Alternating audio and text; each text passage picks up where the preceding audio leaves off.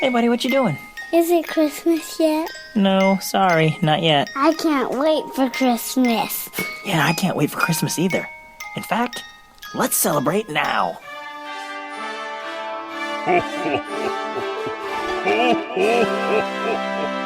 Welcome to the Can't Wait for Christmas podcast.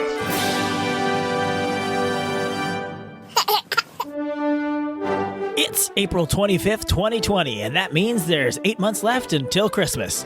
Today on the show, not rain, nor sleet, nor snow shall stop us from talking about the folks who bring a lot of Christmas to our door, the United States Post Office. We'll also count down 5 Christmas movies currently streaming, show you how to play some Christmas games any day of the year, and it's the world premiere of part 1 of our made-for-podcast Christmas movie. Okay, let's start the show.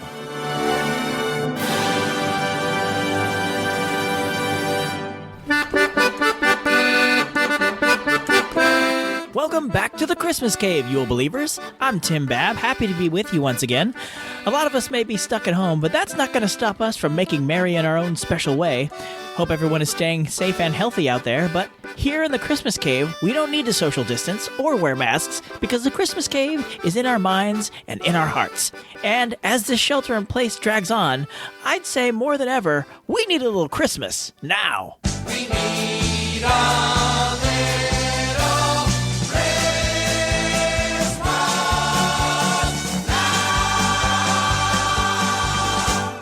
This little bit of Christmas now comes from the company that will own everything someday. Oh boy, I see where this is going. No imaginary listener who sounds suspiciously like Mickey Mouse, but for copyright reasons is definitely not Mickey Mouse. I'm not talking about Disney this time. Oh, well, that's a refreshing change. Yes. This time I'm talking about the internet giant Google. You may be one of the folks who takes advantage of their Santa tracker on Christmas Eve. You get to watch Santa deliver presents all over the world and track what part of the world he's in real time. And while you're doing that, the site has a bunch of Christmas-related games and videos. Well, in 2018, I bookmarked the site, and I checked on it every month in 2019, and guess what?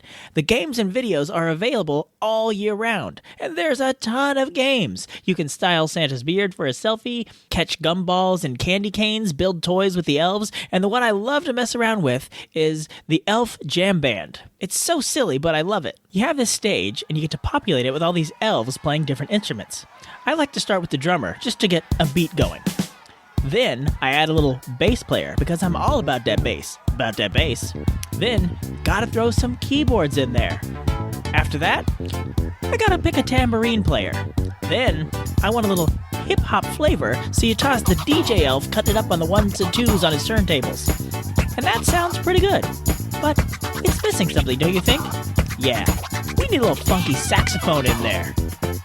Now, it doesn't sound particularly Christmassy, I'll grant you that, but the stage is full of Christmassy vibes, and come on, you gotta love that funky sax. And there's plenty more games and videos for you to check out at santatracker.google.com. And if you don't want to write that down, I put a link in the show notes of this episode so you can go see it there. So, go ahead and distract yourself with some Christmas time fillers. And speaking of Christmas time fillers, it's time for today's 5 golden things. 5 golden things. Streaming. That's how we're getting most of our entertainment these days. But if you're like me, you have no interest in whatever that Tiger King show is, and you can only handle so many rewatches of the Avengers movies and Frozen 2 before you crave some Christmas in your life. So I'm going to count down the top 5 Christmas movies available for streaming as of the recording of this episode. I'm going to try and hit as many platforms as I can, but I don't have them all, so forgive me if I miss your favorite. number 5. Elf on IMDb TV. You like sugar, huh? Is there sugar in syrup? Yes. Then yes! We elves try to stick to the 4 main food groups. Candy, candy canes, candy corns, and syrup. First off, I didn't know IMDb TV was a thing, but apparently it is. It's an app or something that lets you stream stuff. I don't really know how it works, but Elf is supposedly on there right now. So if you're one of the people who's in the know about IMDb TV, you can stream the classic 2003 comedy with Will Ferrell and Zooey Deschanel. This is a great one if you're longing for something Christmassy, but also light. And you know what was good? It was directed by Jon Favreau, the same guy who kickstarted the Marvel Cinematic Universe with the first Iron Man movie, and was the one behind The Mandalorian. Number 4. Christmas Vacation, Hulu. Dad, didn't they invent Christmas tree lot so people wouldn't have to drive all the way out to nowhere and waste a whole Saturday? They invented them, Russ, because people forgot how to have a fun, old-fashioned family Christmas and are satisfied with scrawny, dead, overpriced trees that have no special meaning. My toes are numb. You see, kids, this is what our forefathers did. I can't feel my leg. They walked out into the woods, they picked out that special tree, and they cut it down with their bare hands. Mom, I can't feel my hips. Clark. Yes, honey? Audrey's frozen from the waist down. That's all part of the experience, honey. This is another streaming service I don't have, but my old roommate does, and he assures me Christmas Vacation is on there.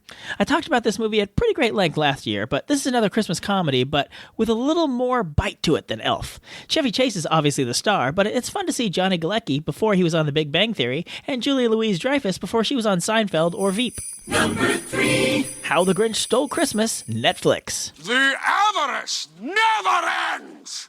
I want golf clubs, I want diamonds, I want a pony so I can ride it twice, get bored, and sell it to make glue. Look, I don't want to make waves, but this whole Christmas season is stupid. Okay, Netflix. I definitely have Netflix, and I can confirm this movie is on there. The CGI animated movie that came out recently was on there for a while too, but it seems to have been pulled. And while a lot of people like to give the Jim Carrey Grinch a lot of flack, I think it's a very enjoyable movie that's certainly fun to watch with the kids. Number 2. Muppet Christmas Carol, Disney+. It was Christmas Eve. Night was falling, and the lamplighters were plying their trade. Hey, light the lamp, not the rat, light the lamp, not the rat! My apologies. Put me out! Whistle! What? This is another one I can confirm. I definitely have Disney Plus, and I definitely saw this movie on there. In fact, a few weeks ago, I did a live Twitter commentary while watching it. The weirdest thing for me about watching this on Disney Plus is that the When Love Is Gone song is cut from this version on Disney Plus. That's so weird. I realize most people have watched the movie this way, but the only copies I've ever owned had the song in place. How does the closing credits make sense without hearing the character Belle sing When Love Is Gone to Scrooge? Ah well, fortunately the rest of the movie is Muppet-tastic, and Michael Caine gives a great, grounded performance as Scrooge. Honorable mentions. Coming Home for Christmas, Xfinity, Hallmark. What's your fascination with Christmas? It was my dad's favorite. To sit by the fire with my family, with the lights flickering on the tree. I mean, it's magical. We've never had that. Then you should definitely come home. So I'm not sure if this is a temporary thing, but I found a bunch of Hallmark Christmas movies streaming for free on Xfinity. And when you see one starring Danica McKellar, you know you gotta watch it. Number 1. It's a Wonderful Life, Amazon Prime. Now listen to me. I beg of you not to do this thing. If Potter gets a hold of this building alone, there'll never be another decent house built in this town. He's already got charge of the bank, he's got the bus line, he got the department stores, and now he's after us. Why? Well, it's very simple. Because we're cutting in on his business, that's why. And because he wants to keep you living in his slums and paying the kind of rent he decides. Joe, you had one of those Potter houses, didn't you? Well, have you forgotten? Have you forgotten what he charged you for that broken-down shack? Here, Ed, you remember last year when things weren't going so well and you couldn't make your payments? Well, you didn't lose your house, did you? You think Potter would have let you keep it? Can't you understand what's happening here? Don't you see what's happening? Potter isn't selling, Potter's buying. And why? Because we're panicky and he's not, that's why. He's picking up some bargain. Now, we can get through this thing all right. We've got to stick together, though. We've got to have faith in each other. This is another movie we talked about at length, and specifically about how much I love it. And Amazon Prime currently has 2 ways to stream it. You can see it in its original black and white as the director intended, or you can watch the abomination that is the colorized version. Not that I have a bias about which one you should choose. Either way, you'll be viewing, for my money, the greatest Christmas movie ever made. And that's my list, but I know I must have left a ton out, so please send me other suggestions. What Christmas movies are you streaming now, and where are you finding them? I also realized I'm recording this at the very end of April, and a lot of streaming services switch out their movies at the first of the month. So hopefully you're listening to this not long after I posted it, or I can't guarantee that all of these movies are still streaming on these services. But hopefully they are, and hopefully you're enjoying them. And if you can think of more that I didn't mention, send them in so we can share them with the whole class. You can leave a comment on Facebook or email me directly at christmas@tancast.com. And now a word from one of the other podcasts in the Christmas Podcast Network. This season on the Advent Calendar House. Gadgets, toys, greed, avarice. We tackle a new holiday special every day from December 1st through Christmas Eve. Merry Christmas, Phoebe's Playhouse! Joker here. From the must-watch Christmas classics, The Grinch, to the lost treasures at the bottom of the discount DVD bin. Emmett Otter's Jug Band Christmas. Join me at adventcalendar.house and on the Christmas Podcast Network. I love it. So today I'd like to talk about one of the unsung heroes of Christmas, the United States Postal Service. Every holiday, millions come to a very special place. They come for what they know they'll find, and for some new ideas that may surprise them. And of course, they come for help with their mailing needs. The place, your post office. Where more than ever, we're helping you handle the holidays. The U.S. Post Office has been in the news a lot as of late, so I thought now is a good time as any to talk about them and their role in Christmas. I've been meaning to do this segment for a while, ever since I had an armful of packages that I brought into my local branch one busy day in December, and I still got in and out of there decently quickly, all things considered. And I feel like the post office gets a lot of hate, and while I've had a bad experience here or there, I generally find that the U.S. Post Office usually gets my Christmas deliveries, both to me and to my loved ones, pretty reliably. But before we get into the post office at Christmas, let's do a little background on the post office in general. While individual colonies had their own post offices, the U.S. postal system was established in 1775 by the Second Continental Congress. So technically, the United States postal system predates the United States. The first Postmaster General of the system was Benjamin Franklin. Franklin would lay the groundwork for what would grow into our modern post office. Quoting from a History Channel article on the subject, quote, "He made numerous improvements to the mail system, including setting up new, more efficient colonial routes and cutting delivery time in half between Philadelphia and New York by having the weekly mail wagon travel both day and night via relay teams. Franklin also debuted the first rate chart, which standardized delivery costs based on distance and weight." End quote. In 1792, the Postal Service Act established the Post Office Department as a cabinet department of the executive branch. This lasted nearly 200 years before the Postal Reorganization Act of 1970 created the modern U.S. Post Office as an independent agency still operated by the federal government. Nearly half the world's mail is handled by the United States Post Office. The Post Office processes and delivers 472.1 million pieces of mail every day. But the busiest time of the year for the post office is undoubtedly Christmas. In the U.S., we send 2 billion Christmas cards alone every year, and that's not even including packages, which I couldn't find a solid number on. Then you take into account all that online shipping, and you've got a busy holiday season. This holiday season, the Lehigh Valley Processing and Distribution Center in Bethlehem Township will deliver more than 3.6 million packages. Make no mistake, the U.S. Postal Service is committed to getting that package delivered, so you order it, you ship it, we're going to get it delivered. The U.S. Postal Service here on the outskirts of the Christmas city has also been busy making sure every mail truck is ready to go. And mail carriers have already begun Sunday deliveries. It's 24/7, round the clock to make that happen. But what's the best way to get the most out of your Christmas post office experience? Well, it's an answer that nobody likes, least of all me: plan ahead. The earlier you ship your stuff, the less busy it will be when you go to the post office, and the less stress you will have to go through about wondering if it will make it on time. Each year, the post office posts on their website and in their branches the deadlines for shipping, the deadlines for first-class mail, priority shipping, and express. But beware, with each later deadline comes higher costs. And when mailing off packages, you want to make sure they get there looking nice. The post office has a great instructional video about how to pack your packages on their site. Here's a quick clip. Selecting the right size, strength, and shape of your shipping container is a key to successful mailing. It's a good idea to select a box that is slightly larger than the content you're putting into it. If the box is too small, it can get overstuffed, forcing the box to bend, tear, or break open. Whereas if it's too big, your content can shift and shake inside the box as it's transported, possibly damaging your goods. Stress from outside the box can cause it to collapse or crush. That's why it's important to reinforce the box from within. The content you place inside might provide some natural reinforcement, but you don't want your content to bear the brunt of the load. Packing materials provide the perfect protection. Whether it's one item or multiple items that you're packing, you want to stuff bubble wrap, crumpled paper, or other soft absorbent materials along the bottom, sides, and top of the box. Fragile items need to be individually wrapped or stuffed. Of course, the post office wouldn't be anything without all the people who work so hard to sort, organize, ship, and deliver all this mail. Of course, the ones we're all familiar with are our mail carriers. And clearly, I should have added them to the list of people who work on Christmas, because apparently you can actually pay extra to have your letter or package delivered on Christmas Day. Our mail carrier is named Winston, and he rocks. He actually knows both my boys' name, like we're in Mayberry or something, rather than a city of like 86,000 people. Around Christmas time, a lot of people like to give a gift to their mail carrier.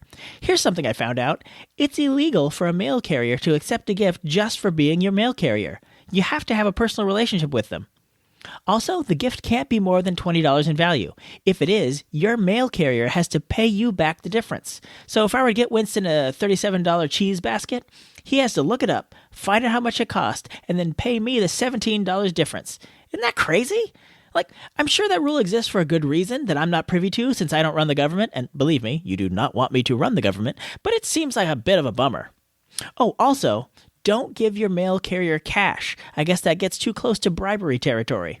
So what are some good gifts to get your mail carrier? Well, there's always gift cards, as long as they can't be exchanged for cash. Food, you got candy, donuts, maybe some fresh-baked cookies, but no alcohol. Or you could always make something, like a scarf or a painting if you're talented in those ways. But I wonder, would a mail carrier like it if you got them a card? Or would they be like, oh, great, one more card to carry around today? I know we have at least one mail carrier who listens to the show. Write in with your thoughts. Christmas@tancast.com. What kind of gifts would you like as a mail carrier? I'll be sure to keep you anonymous if you prefer to be that way. So why did I pick now to talk about the post office? Well, with all that's going on with this COVID-19 situation, the post office is out there working every day because they are considered essential. And they are essential. Medicine, medical supplies, and checks and money orders come through the U.S. mail every day. But due in part to a declining mail volume and in part to an odd funding structure that was set up in the early 2000s that I won't get into because it's a little more political than I like to get on the show, the post office is running out of money. See, they don't get any tax money for their normal operations. They are funded by us when we pay to ship things. And that's what led me to this, because I saw something online that said if everybody just bought one book of stamps, we could save the post office tomorrow. Well, I know everybody in America doesn't listen to the show, but a lot of Christmas fans in America do, and I discovered you can still buy several varieties of Christmas stamps right this very second. So, I'm encouraging everyone, if you can afford it, to pick your Christmas stamps up a little early this year. It's something to look forward to coming in the mail when they ship them to you. It'll take something off your list this December, and it'll help you make sure there's still a functioning post office this Christmas. So thank you to all the postal workers out there for connecting us every day, and especially for helping spread our Christmas cheer around the country and around the world. More people shop online for the holidays than ever before. And the United States Postal Service delivers more of those purchases to homes than anyone else in the country.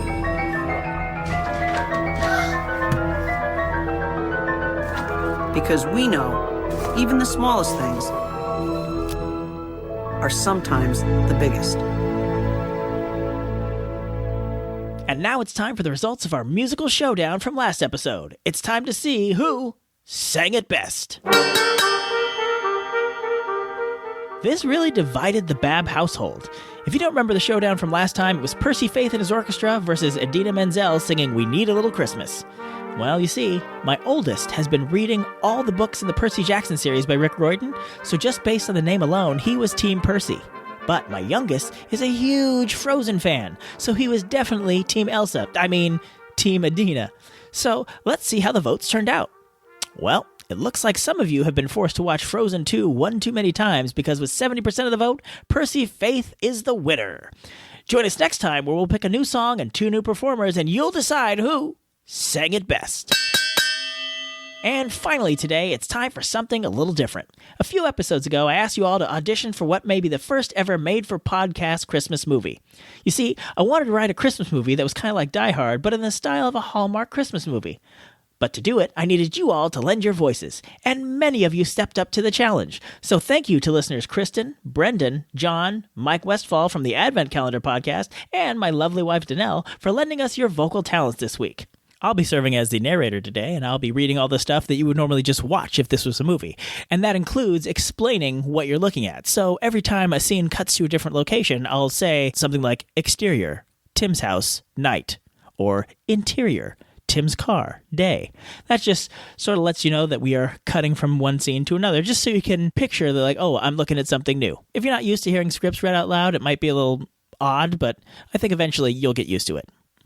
All right, so now the Can't Wait for Christmas podcast proudly presents Act 1 of A Bomb for Christmas. Interior, house living room, night. As the opening credits roll to the tune of Deck the Halls, the camera slowly pans across a living room covered in cheap but cute decorations. A fire is crackling in the fireplace, and the lights are twinkling on the tree. As the credits come to an end, the camera stops on the front door. All of a sudden, the door is kicked open.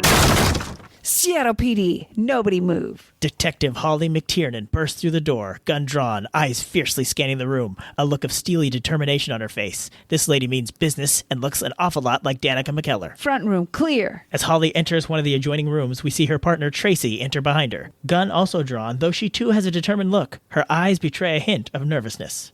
Tracy, come in here. It's worse than I thought. Interior, house, living room, night. As Tracy enters, Holly holsters her gun. The two officers stare at a table covered with empty beakers, test tubes, papers with foreign writing, and electronics. What is all this? Looks to me like they built a bomb. You can tell that from this mess? I traced these stolen chemicals to this address. The lab boys say that if combined together correctly, they could make a bomb capable of destroying a small building. What about all these wires? I'm guessing that's some sort of detonation mechanism, but that's not Tirapelli's style. He knows how to build bombs, but he's not a tech guy. You think he had help?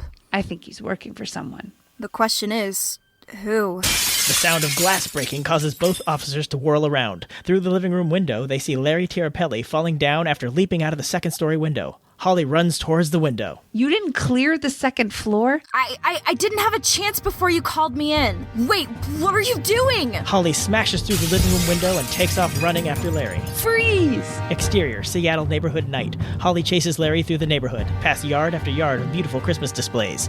Larry turns and fires at Holly, who ducks behind a giant Rudolph before the bullet takes off his nose. You blew off Rudolph's nose? Now you've gone too far. Holly continues chasing down Larry. Exterior, outside the Tirapelli house, night. Tracy runs to the car and gets in. Interior, Holly's car, night. Tracy starts the car and peels out after Holly and Larry. She grabs the radio. This is Detective Chabert. I'm on 12th Avenue, headed southbound. Partner is on foot in pursuit of suspect. Exterior, neighborhood, night. Holly relentlessly chases Larry through more festive yards. Give it up, Tirapelli. Larry turns the corner, and when Holly follows, he has disappeared in a yard filled with many Christmas inflatables. Holly takes in the surroundings, scanning for Larry. Come on, Tirapelli. This is no way to spend Christmas. Why don't you play nice? Come down to the station. We'll get you some eggnog. You'll tell me all about that bomb you were building. The camera looks at all the different inflatables. No sign of Larry. Come on, just play my reindeer games and tell me who hired you to make that thing. Holly sees a flutter of movement out of the corner of her eye. She turns and jumps at a Grinch inflatable, tackling Larry on the other side. The two have a fight, but it soon becomes clear that Larry is seriously outmatched, and he is quickly overpowered and thrown to the ground. Holly puts the cuffs on him as Tracy pulls up in the car. I guess it turns out I'm the Grinch, because I just stole your Christmas. Interior, police station office, night. The office is bustling with officers doing paperwork, making phone calls, etc. Holly's phone rings. She pulls it out of her pocket, looks, doesn't recognize the number, and answers. Hello? Interior, festival office, night. Bobby McTiernan is in an office with plans for a Christmas festival all around him. He is packing things up in his own special, non-threateningly handsome way. Hey, babe. Bobby? Where are you calling from? They gave me a little office space at the Christmas festival so I could help with the last-minute planning. Christmas festival? Really, Holly? It's only Port Caldwell's biggest event of the year. I mean, yes, I know about the festival, but why are you part of planning it? I told you. The sports bar is the main sponsor this year.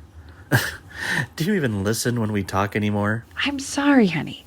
I don't remember any of this. I've been really focused on a big case here. It's fine. I can retell you all about it over dinner. Are you on the ferry yet? What? Don't tell me you're still at the station. It's Tuesday night. Aren't we going to meet for dinner? Babe, I can't. I just apprehended a suspect, and I'm going to be interrogating him for the next few hours. So, you're canceling on me again? Look, I'm sorry, but this guy is bad news, and I think he's just the tip of the iceberg. I know. I just wish the bad guys didn't spend more time with you than I do. Hey, Holly. Tirapelli is in interrogation room 3. Thanks. Honey, I gotta go. I'll call you later. The phone call disconnects before Bobby has a chance to say, I love you. Bobby stuffs some paper in a folder labeled Seattle and takes a folder off the desk, revealing a paper with Russian writing on it. Bobby does a double take, grabs the paper, crumples it up, and throws it in the trash.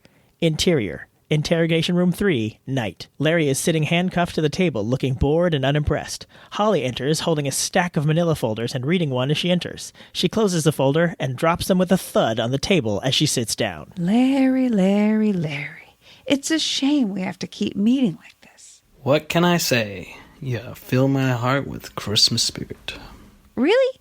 Because it seems to me you're working awful hard at staying on the naughty list again this year. I don't know what you mean. Uh-huh. What were you making? Making? We found your little arts and craft table in the spare room. Taking up a new hobby? Oh, I'm helping Santa by making toys. Guess the North Pole got a little behind and had to punt this year. Oh, so this note we found. This is some kid's wish list to Santa? How should I know? I don't speak Russian. I don't speak Russian either, but we got a guy who does, and he's going to translate this for us. And what do you think it's going to say? I wouldn't have the first clue, officer. Detective.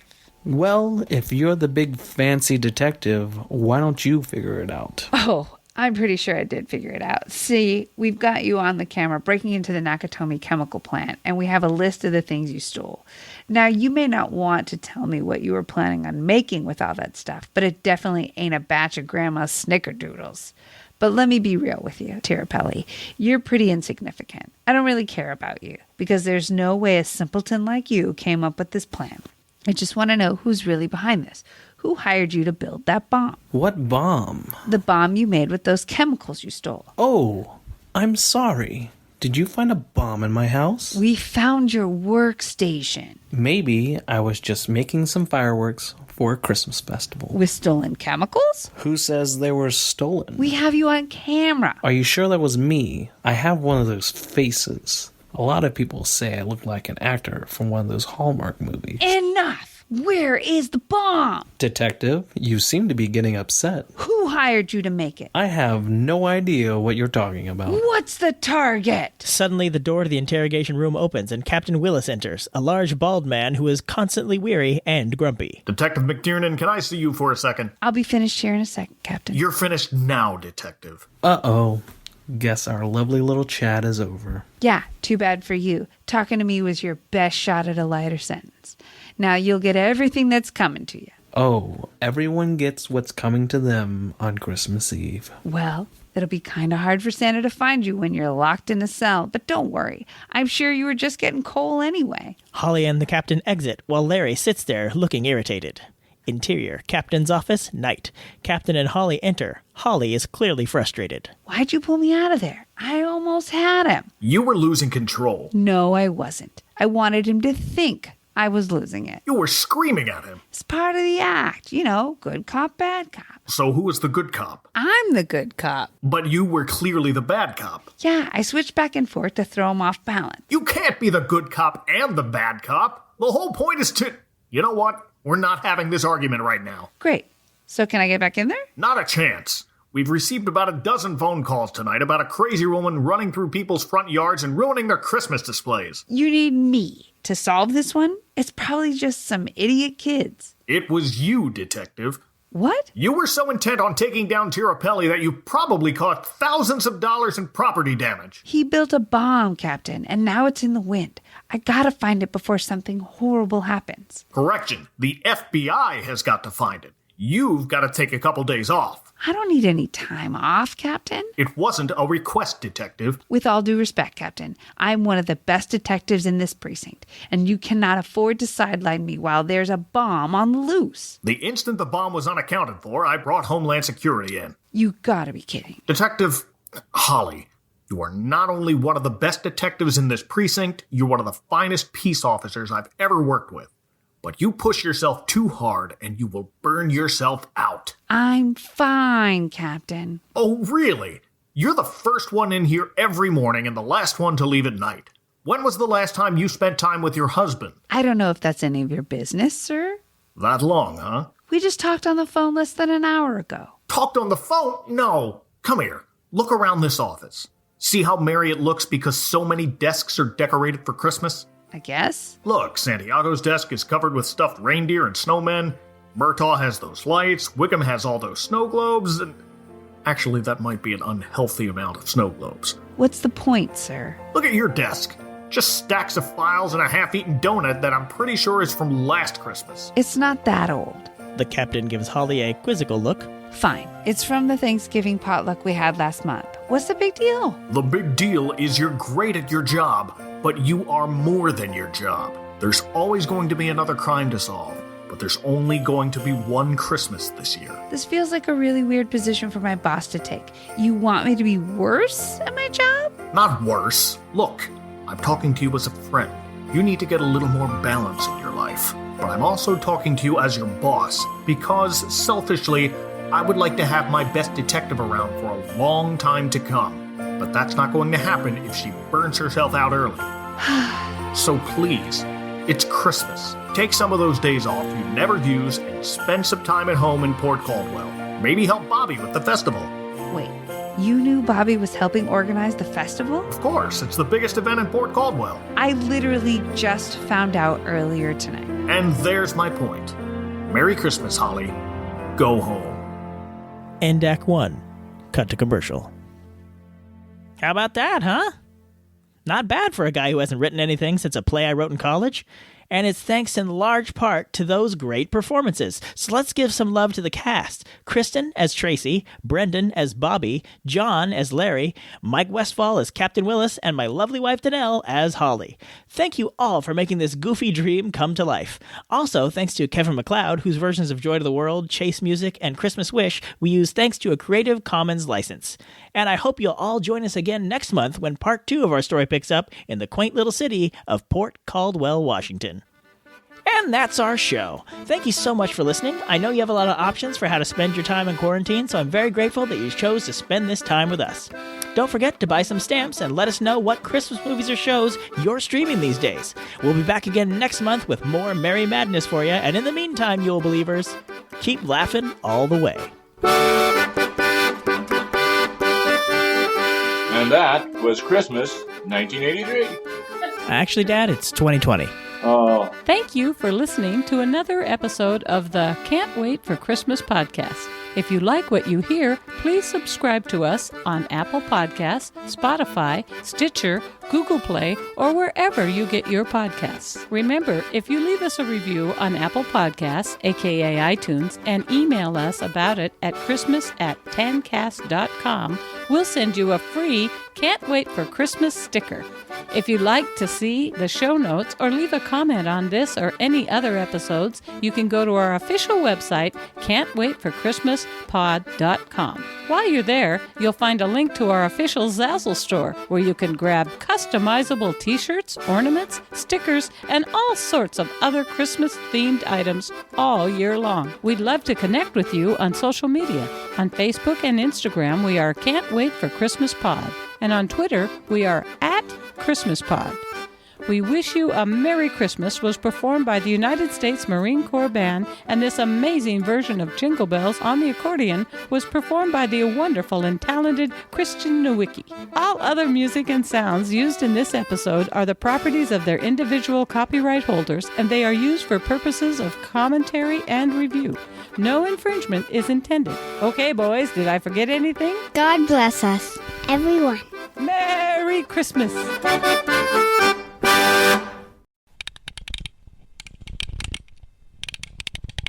So if you are one of the people who are in the know about IMB...